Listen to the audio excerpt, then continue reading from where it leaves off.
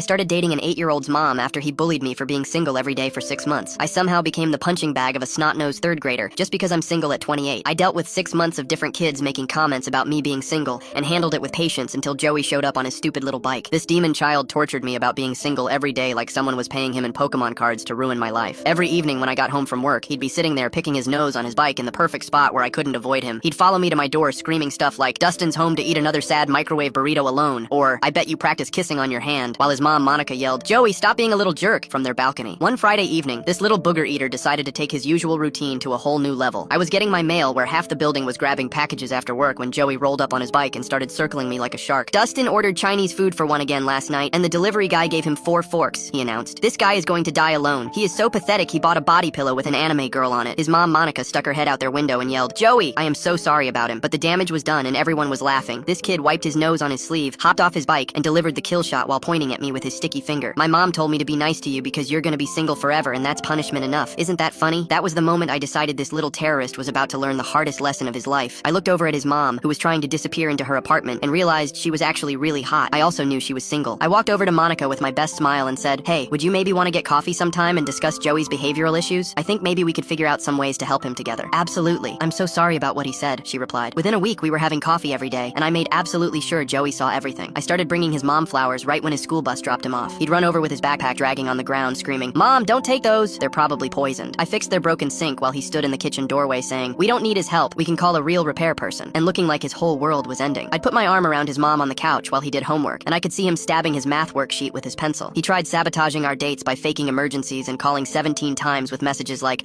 "I think I'm dying," and "There's definitely a burglar in here," but I just turned her phone on silent. He told his teacher, "Dustin is probably a killer and my mom is his next victim," and she had to call Monica for a really awkward parent meeting. Monica had to explain, "No ma'am, my boyfriend is not planning to murder me." The kid even made a whole presentation called "Why Dustin Sucks" with crayon drawings of me looking like a goblin, but Monica and I were too busy making out in the kitchen to care. We were actually really starting to like each other. She'd say things like, "You know, this whole thing is actually hilarious because Joey basically set us up." After 3 months, I showed up to take them to the zoo. Joey had to sit in the back seat while I controlled the radio, and his mom held my hand. He spent the whole ride kicking my seat and saying, "This is kidnapping. You can't make me go anywhere with you." At the elephant exhibit, he tried telling random families, "Help, this man is not my father," but Monica just yanked him back and said, "Joey, Dustin is mommy's special friend now, so you need to be nice." I leaned down to his level and whispered, "Guess I'm not so single anymore, huh, buddy?" and watched his soul leave his tiny body while I gave his mom a kiss right in front of him.